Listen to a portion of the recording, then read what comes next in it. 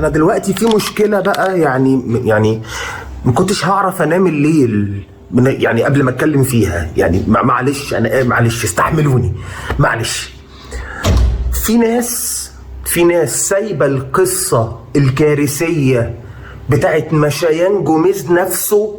يعني المشكله نفسها، سايبين المشكله نفسها ان جوميز مشي خلاص وفلسع، وماسكين في ايه ده. هو كولر ليه بقى مش بيجيله بقى عروض احترافيه بقى زي المدير الفني الجهبذ دوت اللي معاه 2 افريقيا ومعاه 3 بوزو و4 شيبسي و2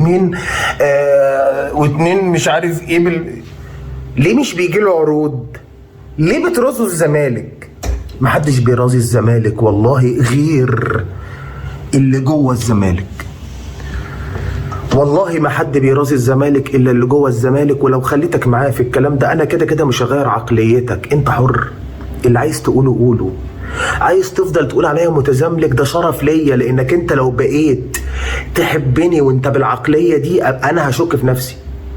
ايه خلاص انت رسخت عندك مبدأ وبتحلف بالله اني مش زملكاوي. دي حاجه ترجع لك، ربنا يقويك على نفسك ويشفيك. بس ركز معايا، الكلام ده مش لشخص معين، عشان انا بتكلم على المجموعه اللي بيقولوا كده. يعني تعال اقول لك ليه كولر قاعد في الاهلي. ما اسمهاش كولر ليه مش بيجي له عروض احتراف، او مش بيجي له ليه عروض ان هو يروح انديه سعوديه او بتاع. لا، كولر جاله السنه اللي فاتت وجاله 3 أضعاف مرتبه في الاهلي. 3 أضعاف مرتبه في الاهلي. ليه الاهلي بيحتفظ بالمدربين بتوعه؟ وانا مش فاكر اخر مدرب هرب من الاهلي امتى وخد بعضه كده وخد الشنطه وقام شادد وساب المركب تغرق. مش فاكر امتى. ليه؟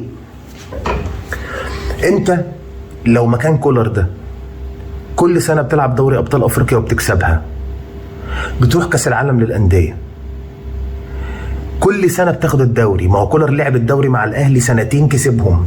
يا رب تكون كويس. طبعا يا ابو الصحاب مش كويس. اخواتي الزملكاويه كويسين فين؟ يعني الاهلي هناك عمال يشرف مصر واحنا عمالين نضحك مصر. بالله اللي بيحصل ده مش طبيعي. بس البخ ده انت قتلت اخواتك واكل ورث، سرقت مقبره فرعون. في ايه اللي بيحصل في الزمالك دي؟ رسميا رحيل جوميز عن الزمالك وهتعرف البديل. الاهلي يفوز في تصويت جلوب سكر كافضل نادي في العالم والشرق الاوسط.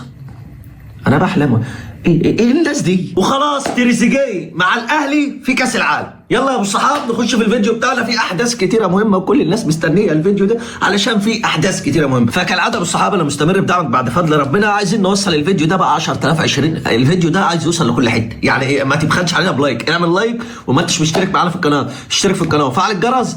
ويلا نخش يا ابو الصحاب في الفيديو اللي هو مش دق موت قطع خلف. يلا ونبدا باول موضوع معانا اللي هو على الساحه الرياضيه والدنيا مقلوبه. جوميز مشي من نادي الزمالك. مشي راح فين يا خفاجه؟ راح السعوديه. راح يعمل حج ايه والد؟ يا ما بنعرفش ديانته ايه. لا مشي قال لك لولوه البغاله ماشي. ليه اللي حصل؟ كابتن حسين لبيب طلع ما بيدلوش مستحقاته بقاله 3 شهور وقال له هات لي صفقات، ما جابلوش صفقات. فالراجل جاله عرض، بيبقى انت عارف بقى السعوديه جاله عرض كبير فقال لك انا ماشي بس بكل سهوله.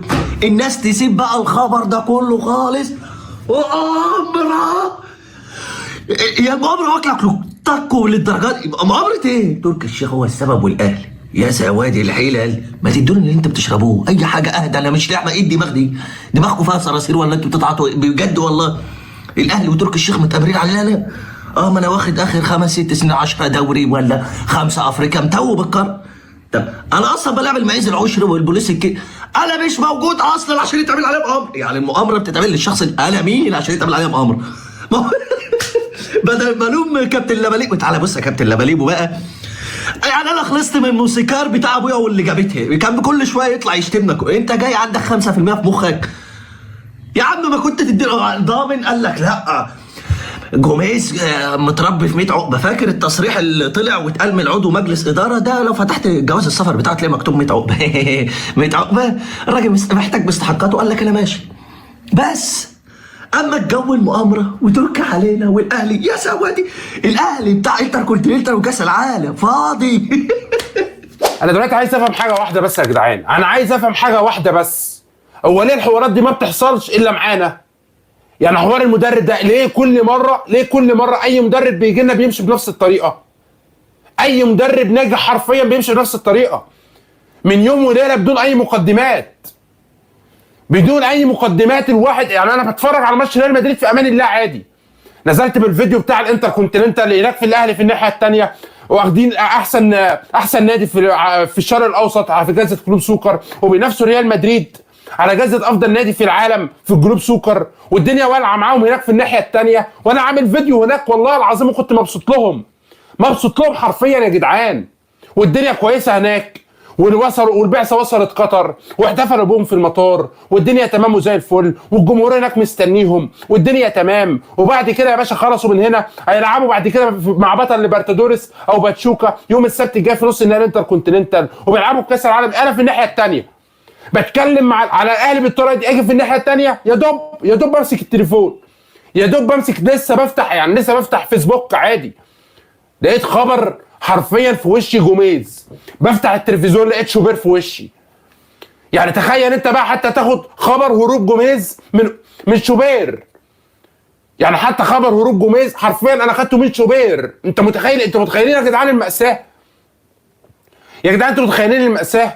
انا باخد خبر يعني هروب جوميز من شوبير، عامل لي كده حرفيا، عامل لي كده. هيبقى عندي قابليه ازاي؟ يعني هيبقى عندي قابليه ازاي ان انا اسمعه؟ والله بجد ما بهزر، يا نهار احمر يا جدعان. وبعد كده بقى ادخل على الصفحات الزملكاويه في الناحيه الثانيه، الاقي ردود الافعال ايه؟ يا جدعان هرب، خلاص راح الفتح. انتوا بتتكلموا في ايه؟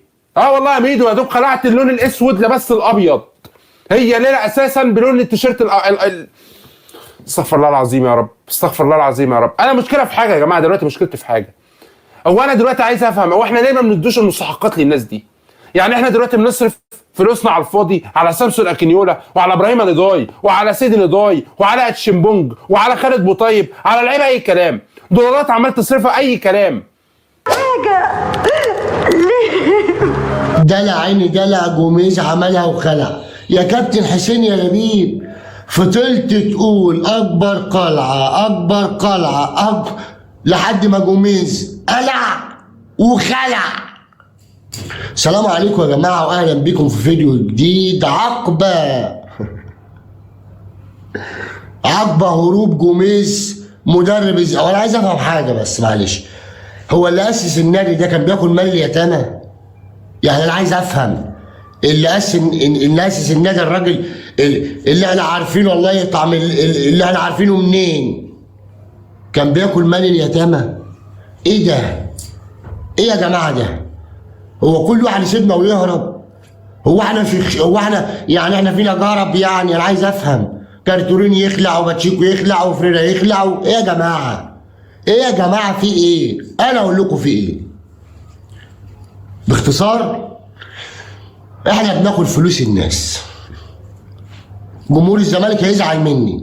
بص انت انفخ بلالين، ماشي، انفخ بلالين وتفرع في وشك وتغرقك وتدعم، انا ماليش دعوه خلاص، انا طلعت منكم، انا طلعت من الناس اللي بتفكر كده دي، اللي هي نظريه المؤامره، واصل تركي الشيخ هو السبب في رحيل جوميز عشان الاهلي. هو تركي الشيخ مع احترامنا ليه بعد اللي عمله جمهور الاهلي والنادي الاهلي لو رجع علشان يودي الاهلي ويعمل الاهلي ماله؟ انا نفسي افهم يا جماعه لجمهور نادي الزمالك، كفايه هبل.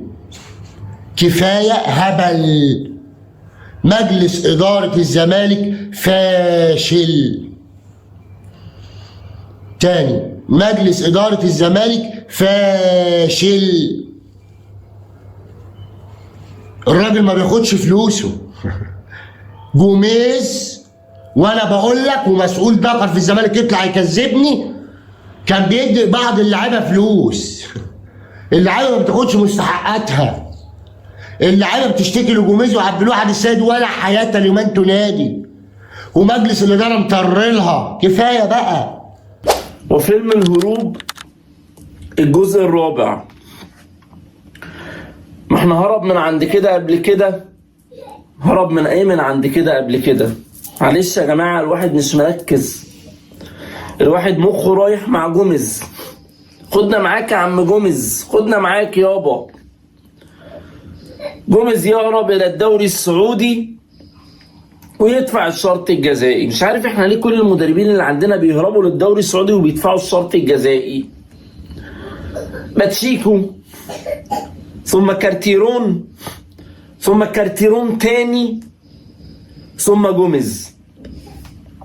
هو احنا مركز شباب السعودية؟ طيب احنا مركز شباب للدوري السعودي، بنصدر لهم لعيبة ومدربين. طب بنصدر لهم لعيبة ومعروفة، اما بنصدر لهم مدربين ما هي الزيطة والكلام الكتير.